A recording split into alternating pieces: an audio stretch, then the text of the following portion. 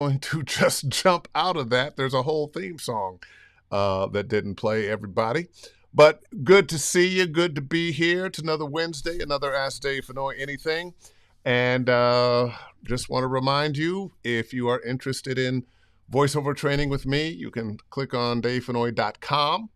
And there's a little study VO tab at the top. Hit it, and you can book yourself. And right now, there's a sale going on through the end of October. If you'd like a coaching package, 5, 10, or 20, fall 20, just type that in there, fall 20, and you'll get that 20% discount anytime, once again, between now and Halloween. Couple things I've got going on. I bet a lot of you are going to be going to That's Voiceover and the Sovus Awards. It's happening, what is that, the 5th, 6th, 7th is of December. That's Voiceover and the Sovus Awards on Sunday the 8th. I'll be doing a couple of classes there. Analyze This, breaking down video gaming scripts for ultimate success, which I teach a lot. And then the next day I'll be doing another class, character development for video games. I know there's a lot of overlap in these two classes, but if you're interested in going to That's Voiceover, go through some of the classes that you're going to see. If you'd like, please take mine. There are some other really wonderful classes. Whatever you are interested in learning about voiceover, there's going to be somebody that is going to have a class on that. So just so you know. And on Saturday, I'm going to be down in Redondo Beach from noon to 3 o'clock for the EECI. That's the Entrepreneur Production Center, Inc. This is a free event. And this is for people who would like to get into the business of video games, not just voiceover, but creating voiceover or creating video games. So you might be a musician that wants to do music for video games. You might be a programmer that wants to program for video games. You might be an artist that wants to do drawing, even if it's AI for video games. But all things business and video games, we're going to be talking about between noon and 3. I'm going to do a little bit on voice acting for video games, and then there will be general discussion and Q&A. And once again, it is free, and it's for people who are interested in a career in video games, not just as an actor, but as a creator. All right, so let's get to it now. I've got a guest that I just love this guy. Sometimes you meet people and you just connect. And this is a buddy of mine that I just connect with, Andrew Kishino. And of course, he's not popping up there, so I'll bring him in right there. What's up, Kish? How are you, my good friend? How are you? Well, I'm a little better now. Good to see you. You know, it had been a long time that we hadn't seen each other. The business now, most of us are working from home, but we were both at LA Studios, and there you were. I came out of the session, and there you were. So we got to catch up a little bit. And it was so good to see you. And it was like then, Kish, got to get Kish on. So anyway, you know what we do here. I want to find out about you, how you got into this wacky business, where you're from. Where'd you grow up? Grew up in Toronto. Ah, Yeah, so that was my thing. I grew up in Toronto, and my first exposure to entertainment was in the music business. Signed a couple of record deals, released albums, produced for people, wrote for people, engineered for people, battled in freestyle battles, and did my whole thing. So that was the my first foray into entertainment was in the music industry, and that's I crazy. Um, I was looking at your bio. And I'm looking at all the games and the cartoons and so forth and so on. Then I got down here to First hip hop artist signed to a major label in Canada.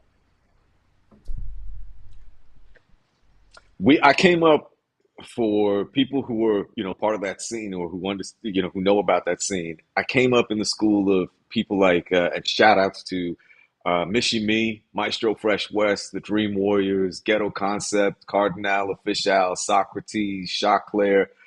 These were all people who I came up with. That was like 89, 90. So it's right in the thick of what they call the golden era of hip hop. Yeah. Um, and we all kind of created the scene that gave birth to the larger scene that became what it is now, where, it's Toronto is a force to be reckoned with globally. Mm, mm. Well, I know that's where Drake is from or made his name. Not that you're necessarily associated with Drake or any of that, but how did you make the switch, A, from Toronto to LA, and B, from hip hop to voiceover? Well, everything, as you know, in the music industry changed drastically around 1999. Yeah. By that time, I'd already had 2 record deals, a couple of publishing You know what? deals, but Let's talk about how the music industry changed around 1999. I was a DJ in the 80s, and I remember the 90s, and we were getting into that East-West mess even then, and it only got worse. What's the change you're talking about in the 90s? Well, the East-West thing was certainly a huge thing. That was, plus there was also the rise to prominence of areas like Atlanta, Houston, Miami, right? Each of those separate individual hip hop scenes. Chicago had its own scene. Everything started popping, right? So hip hop was no longer a New York dominated phenomenon. So there was friction. Among certain people, there was friction. To compound that, what happened was the nature of the music and the message of the music changed drastically. Around 94, it suddenly became very much a weed smoking culture. And then by 97, it had changed to very much a club music culture. So shifts in these things were happening. And then to compound that, there were sample clearance issues, obviously and this is sort of directly connected to the fight we're fighting right now about AI, where people would take, it was becoming financially prohibitive to clear samples for records. And then finally, what was kind of the nail in the coffin for a lot of people was the method of product delivery changed drastically. We had vinyl, we had cassettes, we had CDs, but then it was the onset of the digital delivery device. People who were old enough to remember Napster or LimeWire, file sharing peer-to-peer services where massive amounts of files could be transferred at zero cost in no time. In no time. As opposed to recording in real time. Because before then, you would have to actually play the music, however long that song was, and then the next one and the next one. So it was very time consuming. Absolutely. And that, for a while, it tanked the music industry. So for people who existed in a time before that, had to think radically about what they were going to be doing going forward in the music industry, or make some kind of fundamental pivot in what they did. At that time, I was married to another extraordinary voice actor, Vanessa Marshall. Yes. Who's legendary, doesn't begin to cover what she has done. Icon is kind of more where it's at. Absolutely. She said to me and encouraged me and said, you have all this time and this experience in a studio. Why don't you go to take a voiceover class? It's a short hop from what you do, and you can apply those skills that you have in a different, but it's a very parallel discipline. There's not too much. It's a very short hop. So I went. A short hip hop. Sorry. I should have seen that coming. I should have seen that coming. You said it twice. I had to jump on it the second time. I set it up. So I took classes with people, and I had the good fortune to take classes with people like the wonderful Jody Gottlieb. Okay. I Yeah. had the good fortune to take classes with the legendary Andrea Romano. Oh, Um, and Andrea's like family, right? So I was being basically put into the room with people already who were of master. that status, Yes, masters. right? Masters, absolute, like without qualification, just utter masters of the craft, right? I remember being directed by Andrea on some video games back in the day. And I remember when I went in, it was like, oh, wow, I'm being directed by Andrea Romano. I mean, she was just amazing. And even as a working talent, you learn so much from good directors. Absolutely. And one of the other innate gifts that Andrea had, as you know, right? Andrea had that ability to take the tension you had and to dial it down. Yeah. So she reduced the anxiety, but then pulled out all of that energy to get a performance out of you. That was what separated her in quantum leaps and bounds from other people. Was she had the absolute skill and adept. She was so deeply skilled at seeing each individual person and how to pull things out of them, Let me ask you as something. well as You an know, understanding and of how that to is so move it on. true. Do you think that's a gift or skill that people can learn? Both, Okay. both. I think that each of us possesses an ability to relate to other people, and inherent within that is the ability to refine that. So the nature of the way that we communicate, it's identical to me to voiceover.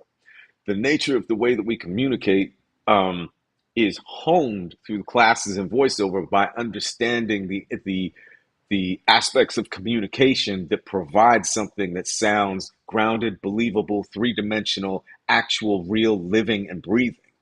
And direction is exactly the same way. It's only doing the same thing in real time with the people who are eliciting those performances.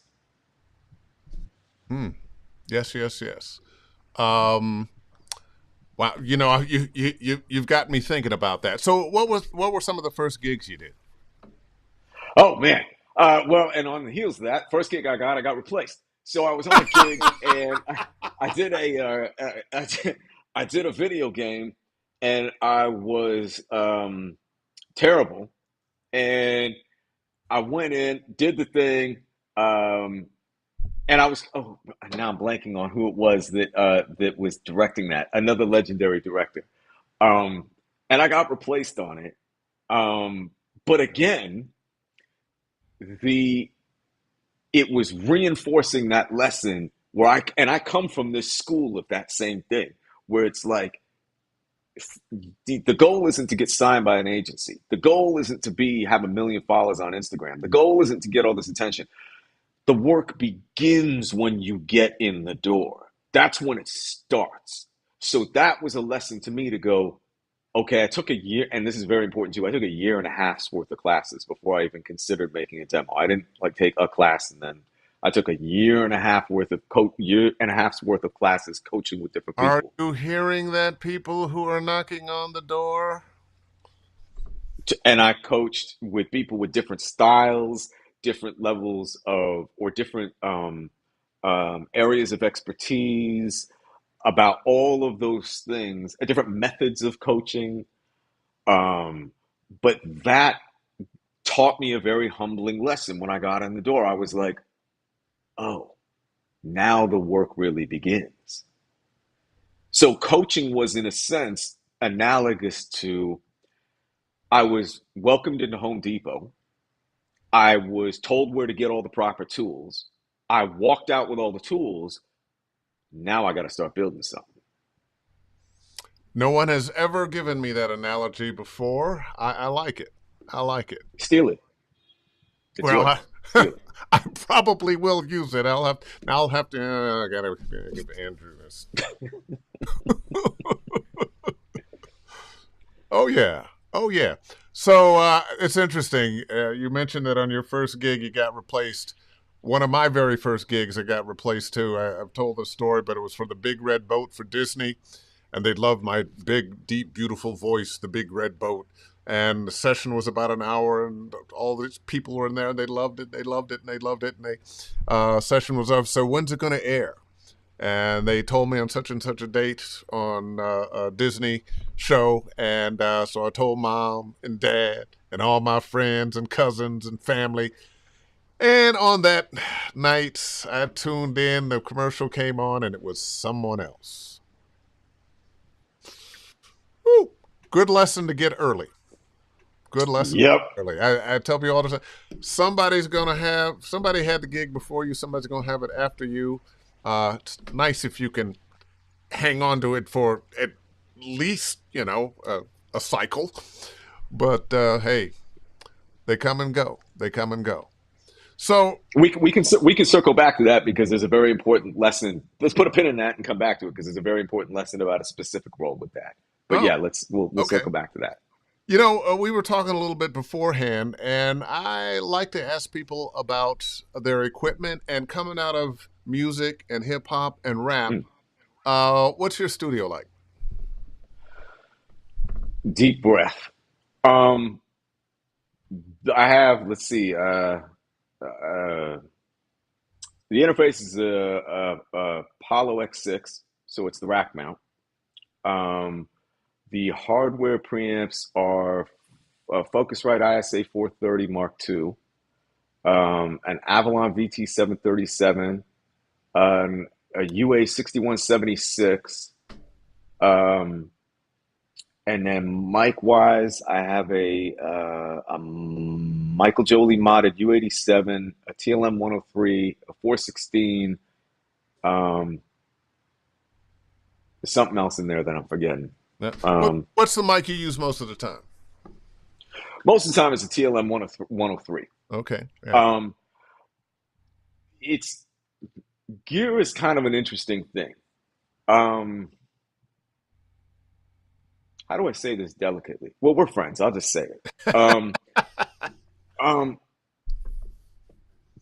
the gear is in service of the performance.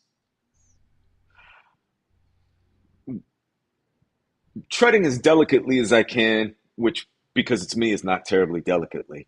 Um, is I feel as though there's been an inordinate rise of people selling the gear of voiceover when the three things you only need in voiceover are good mic technique, good level setting, and a quiet environment.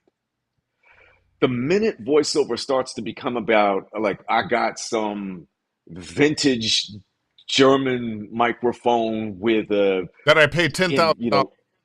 that I paid $10,000 for, and I need to let you know the cost for it. And I use either uh, an inline opto compressor that saturates the signal and bumps it at 250 hertz, and then it goes into my Blackline modded UA twin whatever. It's like I always hesitate to say, like, and again, this is something that I know from being in the room with incredible engineers, far better than I ever was in hip hop, is they said, yeah, but what does it sound like?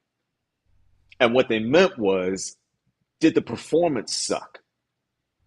Because no one ever listens to anything and says, oh, that was done with a TLM 103. I'm not listening to that. Yeah. The gear is always in service of the performance. And so now what we have, and it's, I'll be honest with you, it gets me bent. Like I get heated because I see people selling things like stacks or telling people to get certain microphones. And it's like, when you come full circle, we are the front end providers of the thing that gets mixed down Yeah. into the final product. We're not supposed to compress it. We're not supposed to EQ it. We're not supposed to saturate it. We're not supposed to do any of those things. That's why they call them mix engineers, because the mix engineers do that. From a theoretical standpoint, right? There's a reason why the TLM 103 is a standard microphone. From a theoretical standpoint, it's not because of a certain frequency response. It's because if we're on a cartoon, if you have 8 people and they got to sound like they're in the same room, you want them on the same mic going through the same preamps.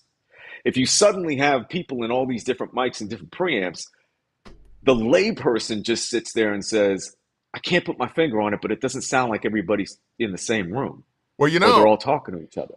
you make a great point there. I was on a panel a couple of years ago with Andre Toyas, another of the Andre. Yeah, yeah. She's another legend. Yeah, And we were talking, and I said, well, we've gotten to a place now where with video games, they used to, and animation, they used to want you to have to come in. And you do this ensemble for animation, for video games, it was just you. But now the pandemic has happened, and we're in a place now where they're allowing you to record from home, and it's a good thing and a bad thing. And Andre, she probably had and the bad thing is different studios sound different, totally agree. and Totally agree.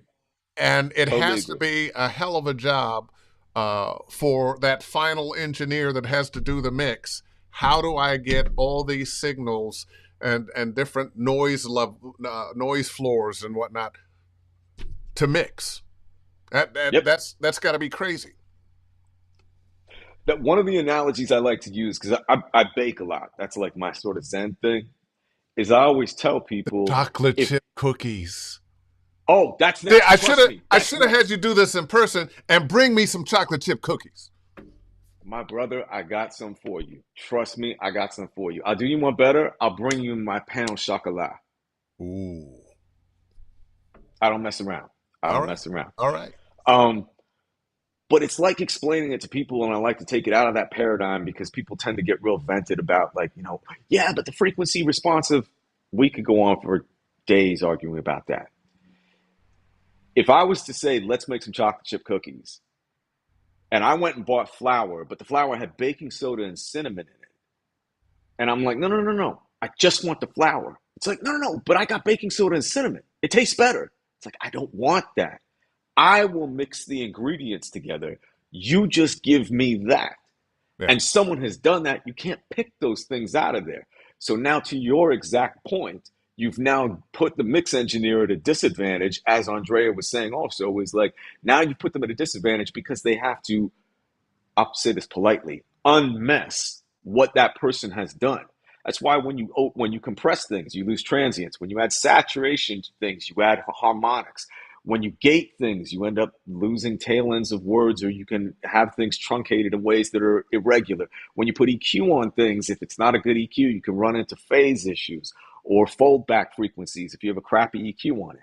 So it's something that I rail against and say, just keep it simple. I've had a Rely on your performance. I've had a few students over the years that wanted to add too much compression, too much EQ, because they felt like it made their voice sound better. And what I would tell them is it doesn't. And on the other side of things, it's going to be a problem. And you may find yourself not booking jobs because you did use that compression. By the way, wait a minute. Jim Tasker has joined us, and he wanted to say what he uses. I use soap can. I use a soap can and string. Good string, though. Let me tell you something about Jim Tasker. Okay? Let me tell you. First of all, it ain't a Sunday until I hear Jim Tasker on the CBS football promos. Okay? It is not Sunday until I hear my brother Jim Tasker on those promos. Jim Tasker is, without question, one of the kindest, most knowledgeable, most talented people around. Yeah. And he is an utter gem of a human being. Yeah. And And a possesses, monster talent.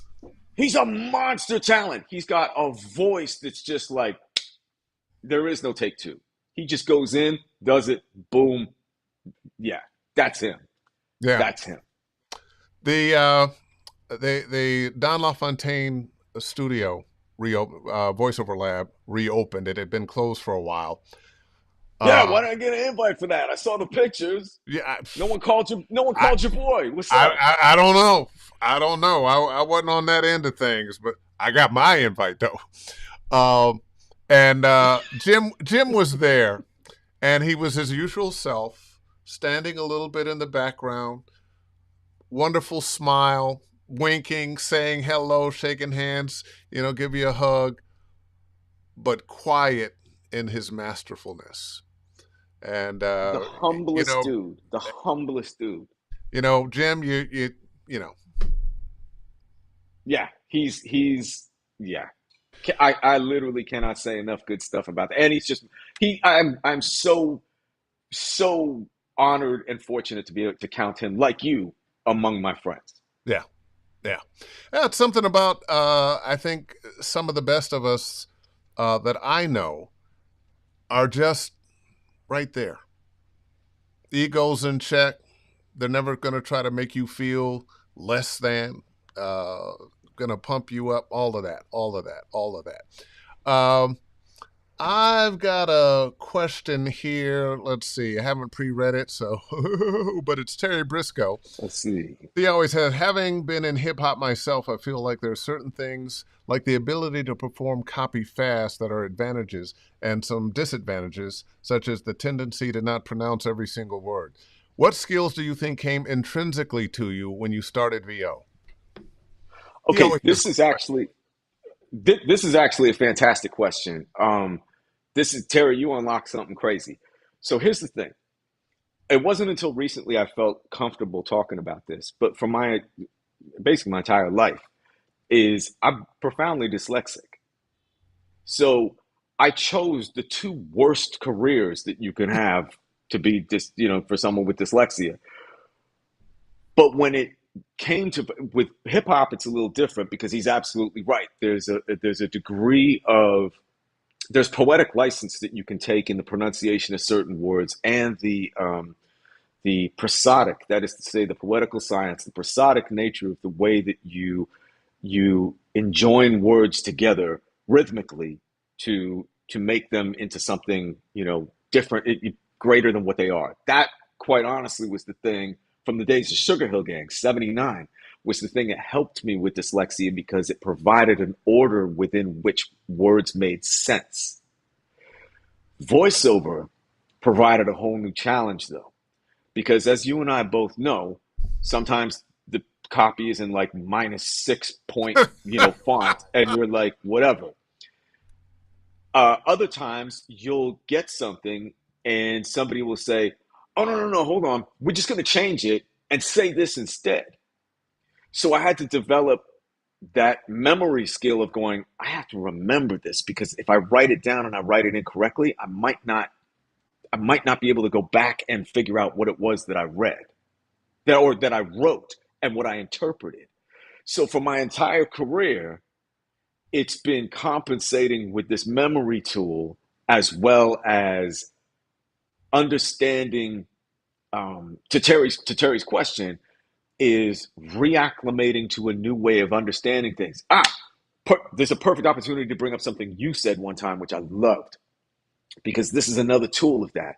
You said one time when you get scripts, whether it's an audition or an entire script, if you've got an animation script or something, you said you read all of the parts. You read everything. You read your parts, you read everybody in between, you read the stage direction, you read everything because that contextualizes what you're saying.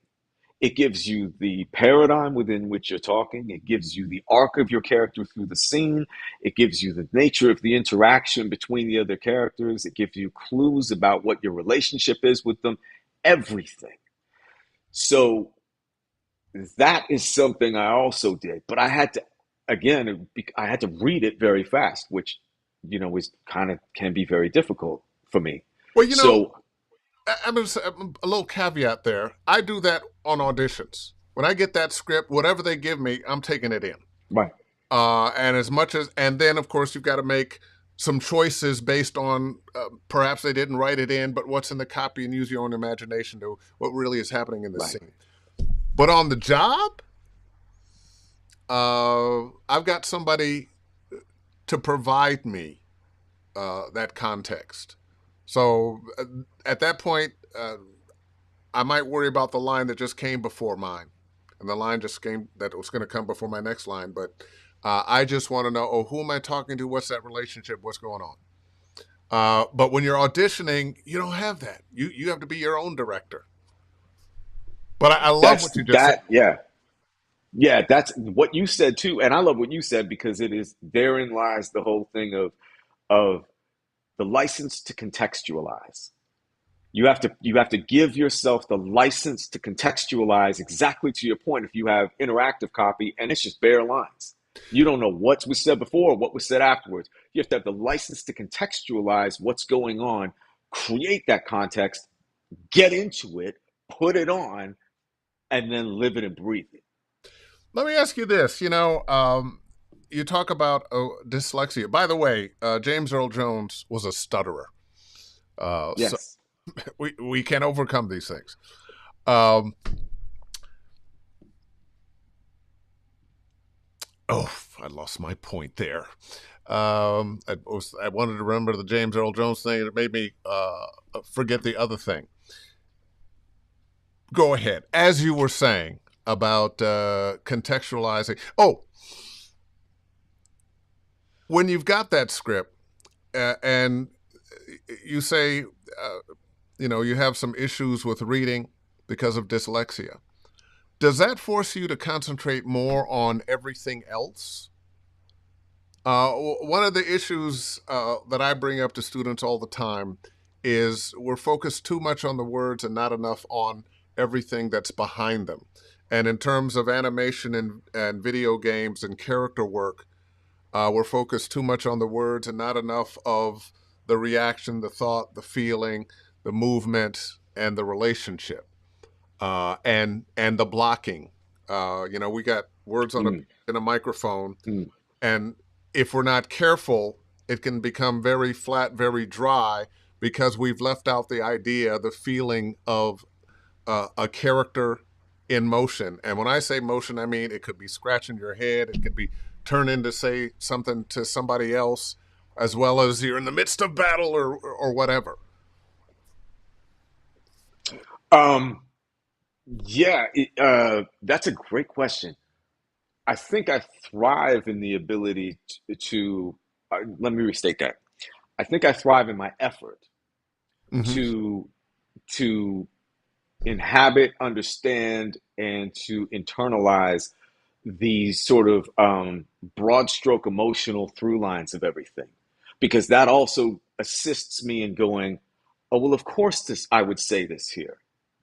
Because if I understand, like I may be like, what this person said just poked me and made me seething mad, but I'm not yelling, then it's like, oh, then of course what's said here is said in a way that I would say it, where I'm like, I can feel my chest tightening up and I can feel like my eyes squinting and I'm like, I can sense myself getting angry, and that informs the words. So then it gives a better emotional through line to that. Um, that definitely is something that helps, because exactly as you said, if it was something clinical where I said I have to memorize these words, I'd be done. I mean, one of the things that, again, it took me years to admit this even to myself, is a lot of times I'd go in a room with people. I was, wait, what's the cursing policy on here? Well, go ahead. All right, I was We're not on fucking broadcast terrified. TV. Oh, okay, all right then. I was fucking terrified because you go into a room with, again, people who I consider close friends now: Phil Lamar, John DiMaggio, Nolan North, you know, like, you know, Gray Delisle, who swears more than I do. But the thing is Which that, is odd because she but used you, to not. there you go. But I'm in the room with those people, and I'm like, damn it. First of all, you're just blown away by what they do, but then you're like, there were years of literally just watching them and going, it's easy to hear the voice. Listen more to what the deftness of the way they execute the emotion. That's the thing that just, it was after I really was developing that listening skill, and also and I'll be 100% honest with you, Dave, shedding that fear of going like the imposter syndrome thing of like, no, I was asked to be here. I belong here. Yeah. Like I didn't crash here. Like one of the Terry, again, to go back to Terry's question, one of the reasons I love hip hop is because there were times that, I was on stage performing. Some asshole just jump up on stage and be like, I want to battle you. And you'd have to, mid show, you'd be battling somebody, basically putting your entire career on the line because some random individual was like, they got some ABC cat sat fat lyrics. And I'm like, what is this stupidness? Right? Nobody at this point, nobody is going to be like, while you're there in the room doing a cartoon, is going to go, bam, kick in the door and go, that voice sucks. I'm going to battle you. Like, no one's going to do that. Yeah. Right? Yeah. But I come from that world of inherent conflict. Yeah. So for me, it's kind of like, it's hard for years, and I still have remnants and echoes of it where I'm in the thing. And that's why I think a lot of the kind of characters I play inform that. Is I come from that sense of I have to defend this position constantly. Mm. So it took a while to kind of to shed it and start to incorporate it. But that was one of those things where it was like it taught me let your guard down, live in the vulnerability, listen more carefully because your listening skills are as important, if not more important, than your voiceover skills. And then proceed. And that's when things really, I was like, okay, now I'm seeing a quantum leap in what I'm And, able to do. sometimes, years and years and years ago, I was in a cartoon and they asked me to, when they go around, you need one of those voices. Some of them very voice. And, oh yeah, Dave, give me a da da da da da. And I gave them that, and they will. No, let's try to da da da da. No, and they finally gave it to somebody else, and I felt mortified. It's like, but I'm supposed. And I realized that not everybody can do everything. I have been Right. in rooms with other voice actors that can imitate any voice they hear, Yes. or make sounds that I couldn't imagine making, that kind of thing. And it can be very easy to become intimidated by someone else's unique talent, but you have to understand you have a unique talent too. And doesn't mean you can't expand into other things, but know that thing that you do and relish yourself for it. And at the same time, you know, I am in awe of my fellow voice actors that are just amazing. I love that because on the heels of what we talked about in gear is like there's no preamp, there's no interface, there's no microphone, there's no software, there's no DAW, there's no compressor. Nothing is going to give you that. Yeah. Fully diving into who you are and understanding uniquely what you bring to the game, that is the thing that will draw that out.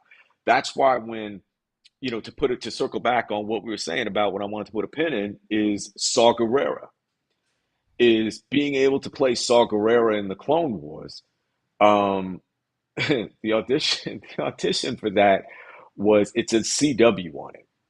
And it said, just pretend you're a football coach and you're calling out some plays. And I was like, CW Network. And at that point, I'm thinking, CW Network, cool, whatever. Football, I'm like, I'm a huge New York Giants fan. We're good. We're gravy. I got this. So I just said some stuff, didn't think about it, got the job, come in. They go, hey, you got the CW job. And everyone, I'm like, wow, everyone seems abnormally excited for this. All right. And I'm still thinking it's CW, right? So I show up at the studio and I'm like, hey, my good friend D. Bradley Baker, what's up? Hey, Ashley X. Oh. This is And I something. look at it and I'm like, Clone Wars. That's what CW meant. Oh boy. So that was kind of, and then you get thrown in with everybody on that show, which is like James Arnold Taylor, D. Bradley Baker, Matt Lanter, Ashley Eckstein. Like, again, everybody who's anybody who's anyone, right? And D is another person, again, so fortunate and Sweet as he grateful can that I be. call him one of my good friends. I love that dude like family. Um, but we're about to do the episode. Dave Filoni comes out and he says, "Here's the deal. Here is what the show is. This is who you are." And I was like, "Wow, this is exactly it." This is actually something also that on the heels of that, if I may. Um, That's why you're here. One of the things that I always go back to as a touchstone is I remember in that moment is he said, "What were you thinking?" For Saw Gerrera's voice. And I'm like, actually something pretty close to myself because I was raised in hip hop, and he sounds like a defiant, strong at that stage, defiant, headstrong. Somebody who lives in his sister's shadow, who is a natural leader, but he has the more brash personality. And he's like, I like it. Go with that. So as he's describing the episode, um, I kind of tuned out for a second. No, and this is not any disrespect. I'm not saying I tuned Dave Filoni out. That's not what I'm saying. But the magnitude of the moment brought me back to when I was very small, and my father had left my mother, and my mother had to do like really menial stuff just to get us to feed us all. And one of the things she did was she was like doing other people's laundry. And Mm. one day she came home and she had these Star Wars figures that had clearly been through like a washing machine probably a couple of times, right? There was a stormtrooper, there was Vader, and Obi-Wan Kenobi. And I played with these things like it was a connection to something impossibly bigger than what I was. Something fantastical, something magical, something incredible. It was a portal to that. And in that moment, to occupy that space and be that character in a room with people in the Star Wars universe now, I had to like hold myself because I suddenly had the surge of emotion. Like, Took you back to what that meant to you. if there's, it was like I wanted to reach back through time and hold like my little Andrew's hand and say, it's going to be good. Like, you're okay. It's okay. Just everything's going to be good. And that, and then for Saw Gerrera to become who he is now, where Forrest Whitaker and I have traded off on this role now for the better part of 10 years. Yeah, yeah, It's unimaginably humbling to be in that, which goes back to your point again, is it's not the gear, it's not the social media following, it's not whatever, it's nothing, because the most sacred thing is the space between your mouth and the mic, and it's bringing everything that resides within you and pouring it on there. yeah. And in that moment, that's what that was. Yes, yes, yes. I got another question here. Let's see. Heath Martin, question, fellas. Recently, there was a recast by a major game studio for an extremely successful game to avoid strike and under a dummy corp. How can you spot those and avoid auditioning for them? You want to take that, or you want me to?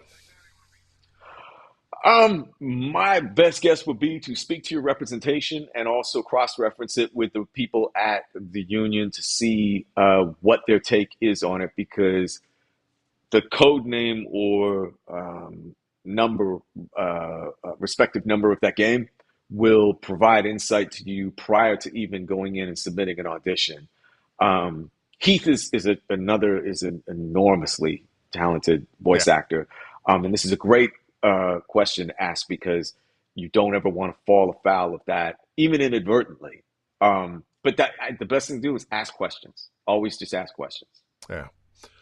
We are in flux with AI and with union, non-union. But I'll tell you, I'm so glad I'm in the union. I'm so glad I have somebody to collect money for me. I'm so glad I have health care that is affordable.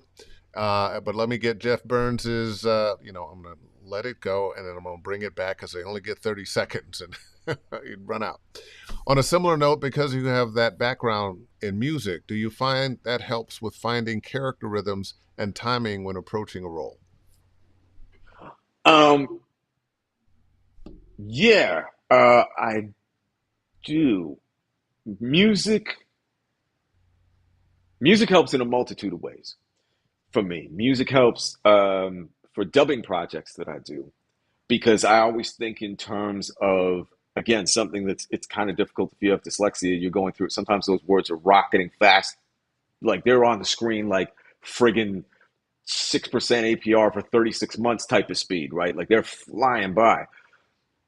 But I always assimilate, and this is probably just a learned response, but I assimilate things in terms of beats and a cadence that goes along with that. Interestingly, to your point, though, sometimes I do feel that I have to ensure that the any musical cadence is something that's authentic to the character and not a cadence that is forced as a result of like some kind of quantized actual timing because that can you can spot that right away. It's more of a mechanical thing. um it's interesting. Everyone has a different music to their voice, and our characters, the music of their voices may be our own, or it may be something unique to them. But what we have to steer away from is trying to add a song that we think adds the thought, the feeling, that then becomes that song that's not really something that's believable. Where we become that. You might be, if the character is like that, great, but most of the time, your character isn't singing a song all the time. They're not talking in this crazy rhythmic thing that you often hear that we associate sometimes with uh, hard sell commercials or just soupy, syrupy commercials that we know they're lying to us. This person has no connection with this product. And if I may, uh on the heels of what you said, little bit of a rant. First of all, also I wanted to say, Jeff and I have never met, but I'm looking forward to the first time that I can meet him. I know my man is like he's tough as nails, and I hope you're doing good, my bruh. Like yeah. I just wanted to say that at some point I know I will be meeting you. I see your face all around all the Oh, time. Jeff Burns is, Um, and yeah, he's good he's people. been through some things here recently. He's been, and that's why I was saying, shout out Jeff. Like I hope Yeah, you're doing good. There's a ton of people that you don't know about who are always wishing you well, and you're a good spirit, and it's always recognized. yeah. Um, on the heels of what you said, if I can, because it's me, open the can of worms and kind of like throw it. That's me, right? I'll just be Open saying that stuff. can. So Let's see them worms. by the same token, and I don't know if you experience this, but to the exact point that you're saying, because it's very comfortable to sort of like it's almost like put a patina of that rhythm over it. It's a patina of it's something that I see a lot of people who want to get into voiceovers. They'll do something, they'll have an affectation that is very common that I hear now in a lot of people where what they'll do is, and you'll get this reference because you know the person. I call it the Melly Mel read.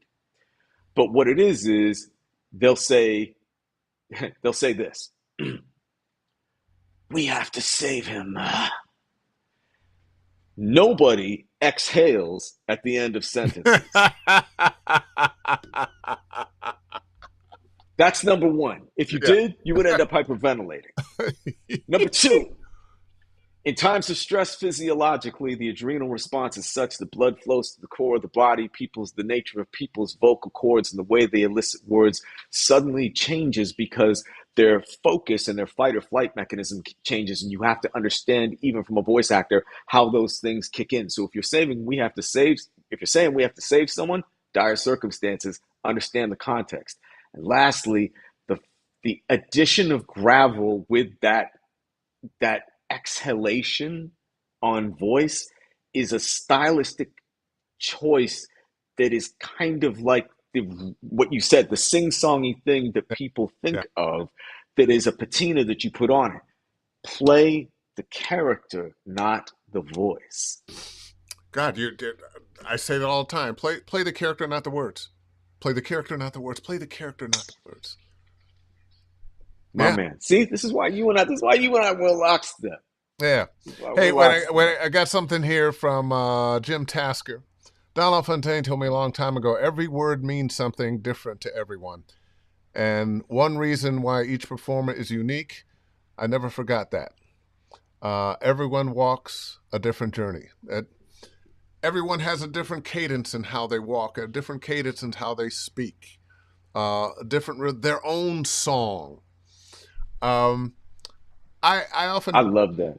I often talk with students. We'll be talking, and they have an idea that there's one way to say this line. And I'll go, well, that's because of Mm, movies and television. We've seen our favorite actors say a line, and we've heard it over and over and over, and we think, oh God, that is the way. But if mm. you went to the theater, live theater, and you saw the same play 5 nights in a row, that actor, as long as they are in character, that performance can be fantastic and yet very different every night because the actor they're acting with, their energy is different. The audience's energy is different. Their own energy is different.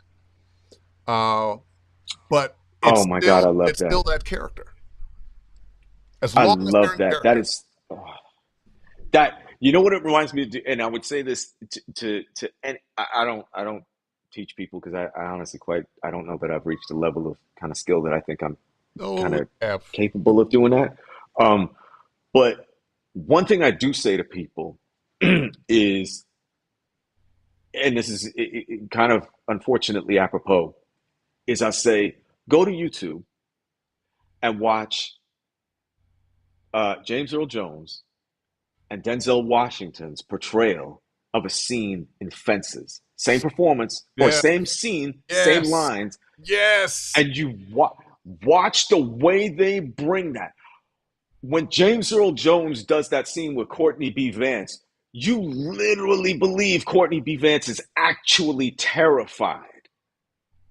That he is like, he's rendered to a small child. And it is, you can hear a pin drop. When Denzel does the scene, it's littered with laughter because it almost seems like there's a familiarity and a busting your chops energy. Same scene, same words, different energy. Different, but both extremely powerful. Both incredibly powerful.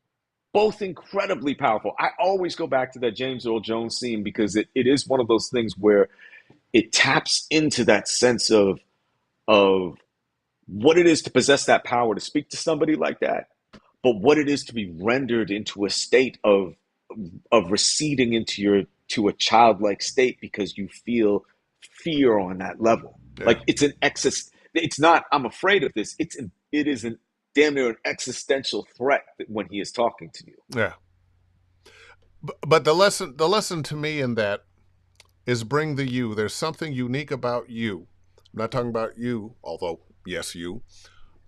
But as an actor, you've got to bring that thing that is unique to yourself to every role. If you let go of this essence, uh, it's going to be not quite as good as the person who brings their essence. It might be good, but it's going to be lacking a little something. There was I was one of my first mocap gigs was this game called Days Gone, and I had a bunch of scenes with Sam Witwer, who's another. I, not again. The people who I'm able to call friends, I'm just like sometimes I'm just like, you got to be kidding me. This is insane. He's such an amazing person. So we did the scene. Actually, the scene started, and the director calls us over and he goes, "Okay, fellas, before we start this, I want you to forget everything that you learned in drama school." And I was like, "It's not going to be a problem." Um, so right away I'm like, "Yeah, that was the easy part." So we go through the scene, and Sam pulls me aside and says, because of the nature of how I'm needling you, he goes, "Is it okay if I poke you?" Because I know with some people, it's like, I go, "No, I'm glad you asked because, again, I come from the school of you poke me the wrong way and we got an issue. Like, I'm seeing you in the parking lot." But he's like, he said, "Is it okay if I And if I Canadians are poke supposed to you?" be so nice. Nah, it's the whole it's the battle. It's hip hop, Yeah, right? Like yeah. it's the spirit of hip hop is inherently confrontational. So, that's again that's something that it's like I try to be like kind to the point of like deference or obsequious kind of you know that behavior, but it's like, yeah, I try to only bring that level of I will lay you out When like a needed. plank if you speak to me Yeah. when needed on the mic. Yeah. So that's the deal. So he was like, he said, may I do this? Again, the permission to work with someone you trust. But it brought out something where I trusted him and we went there and we had a whole scene where it was very much like that fences scene where he was in my face poking me and we trusted each other enough to get that energy out of the scene. And then afterwards, he just gave me a hug and he was like, dude, thank you for letting me go there because it feels, I don't like doing that to people. Yeah. Like it's not a nice thing to do. And I said, dude, thank you for, you know, like each of us receiving the trust of each other so that we can take it there in service of what we're doing. Well, that is why in acting classes, and often those of us who are in voiceover haven't done acting classes that are acting classes that are, we're learning to read words on a page and so forth. But that's why you do exercises of mirroring and getting close to people's faces and touching them and being touched and shouting at people and allowing people to shout at you so that it becomes something that can be second nature to you. And yeah, Phil, I remember, I think I was it Phil Lamar was telling the story about when they did a walkthrough in Pulp Fiction, and Sam Jackson did the scene when they're in the apartment, and he says, "I don't remember asking you a goddamn thing." I'm paraphrasing, Yeah, but he says in the walkthrough, he that's says exactly the Clinton, he says, line. That's yeah, he exactly the says, line. "I don't remember." Yeah, he goes, "I don't remember asking you a goddamn thing." So they do the thing, they do the scene, it gets that line, and he turns around. And he says, "I don't," and he's screaming at him. And Phil is like pinned to the wall because he's like, "You didn't do that." And he's got this look on his face like, "You didn't do that in the dress rehearsal." But what showed up on screen was, and Sam Jackson knew it was like, I'm not going to prep this dude for this. I know he can. I know he can handle it, but I'm gonna throw him a curveball, and we're gonna get something magical out And of the it. reaction he had was just the reaction they needed. Yeah, yeah, Amazing. Amazing. yeah. Oh, boy. Let's see. Let me get some other questions on here before we get out of here. Let's see. Joy West. Oops. I want to go there. Whoa. What's the Oh, best? what is the best? Ooh, Uh, that's a good one.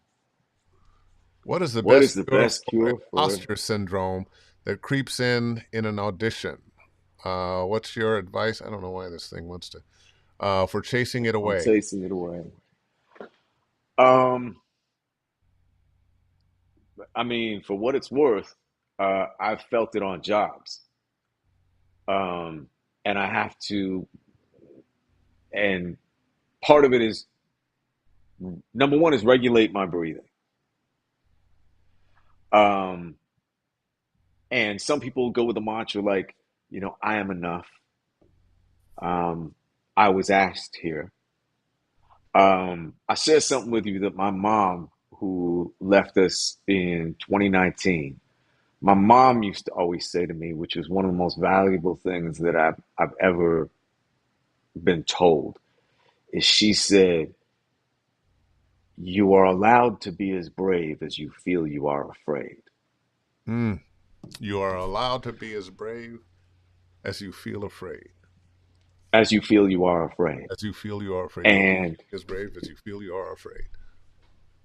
so imposter syndrome, I certainly can't speak for Joy, but for me, it's rooted in the fear that I am not enough, that I'm not adequate, that I don't measure up, that I don't belong. And there's a multitude of reasons for me personally why that shows up. Being biracial, being somebody who doesn't kind of, I don't circulate with a lot of people. I'm kind of like, tend to stay by myself, kind of solitary. I'm not like a showy person. I'm not loud. I don't have my entire ass out on social media or whatever. Like that's just not me. And sometimes it does grip me, but I remember that, and I think, and this is one of the other things she told me, is she said, and this one, it took a long time to absorb it. There is nothing anyone can give you to make you complete. And there is nothing anyone can take away from you to make you less than what you are. And the minute I actually understood those things, even though my grip slips sometimes, that was a tremendous thing for me personally, and then also as an actor. It was just something that made me step more confidently in there and allowed to do the wonderfully dangerous thing of being willing to fail spectacularly because it's okay. You know,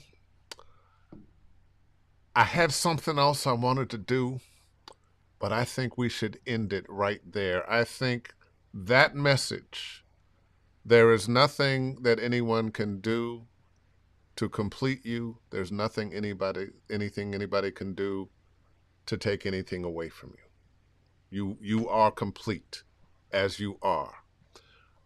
That covers so much ground. In relationship, you got to make me happy. Don't I make you happy? You can't make anybody happy. And nobody can make you sad. You allow yourself to be sad Yeah. or mad or glad. That's deep, Andrew. Kish.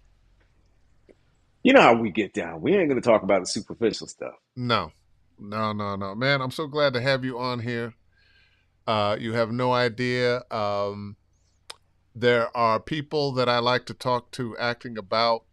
You're one of them because it comes from such a deep level with you. You have spent time thinking about this craft and what it means to you and what it takes. And all too often, people just, if I say it like this, then I've done it. And it's so much more. It's so much more. Yeah. Yeah. I'm sorry, I got to do that one thing. No, what's up? What's up? Ta-da! The LeBrons That, oh my gosh. That back was, in the day, that was, uh, 2014, 2015, somewhere in there. you know what's really funny? You know what's really funny about that is Drake actually came through the release party for that. And Mm. I never got a chance. Yeah, and I never got a chance to say hi to him. I've never met I Drake. I didn't see him there at the. By the way, I I played the lion. You played two parts, Ray Ray, and the pit bull, and we had a scene together, and we got to record together, and it was uh, just a lot of fun. that was and that was a was that a Klasky? Was It that a was. It I think was. was Oh, it a Klasky? yeah, Yeah. yeah. It was. It was. Um, and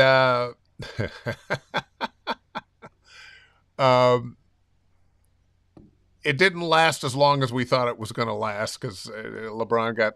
But the party was great, and I should have pulled up the picture. My wife, she had the camera. I said, "Baby, I want you to take pictures of me with different friends and whatnot." This is Oh right. before Yeah, before everybody had four before phones. everybody had a camera in their phone. So it might have been before that.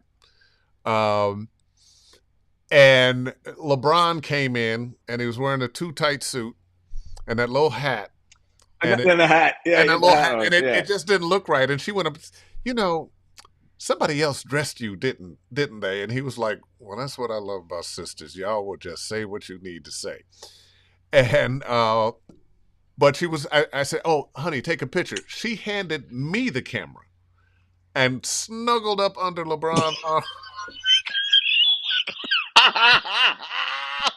I That so I handed the camera to somebody else to take the picture of the two of us.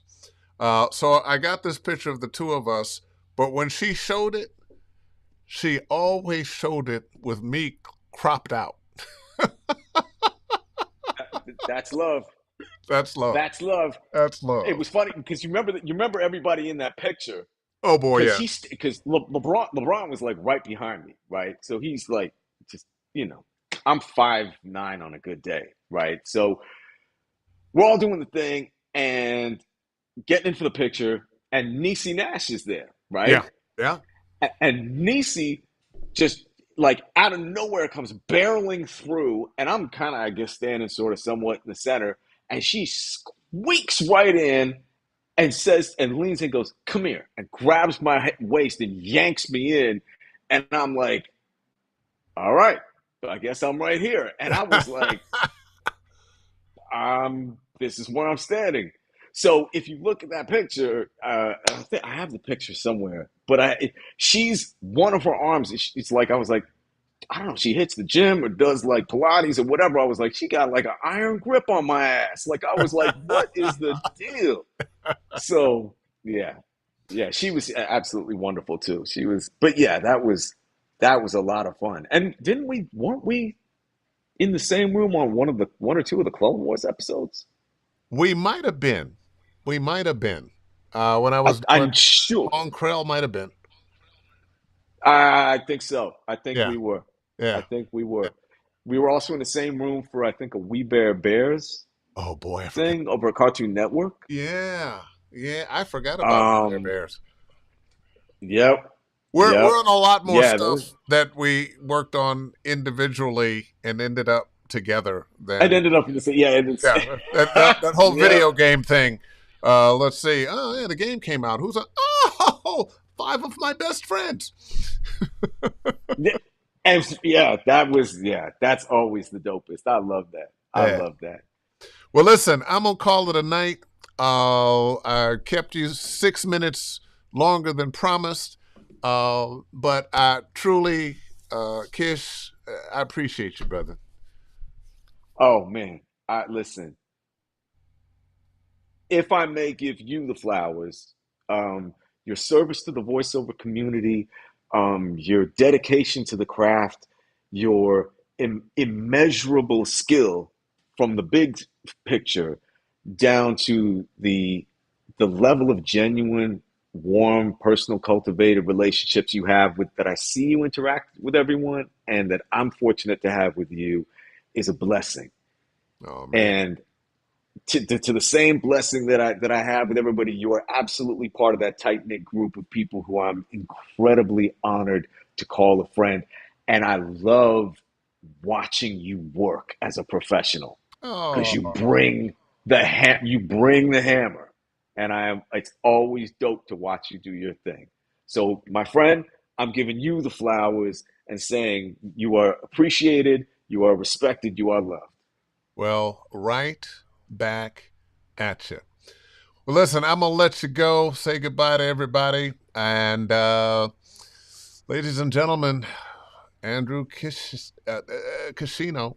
I call him Kish. Um, you never know what we're gonna get, but we got great today. Just a reminder, fall 20, if you'd like to take a coaching package with me, 5, 10, or 20 sessions, fall 20 through October, we'll get you 20% off. And with that, I'm going to call it a night. Uh, Thank you again, Andrew Kishino, my friend Kish. And for everybody else, book something.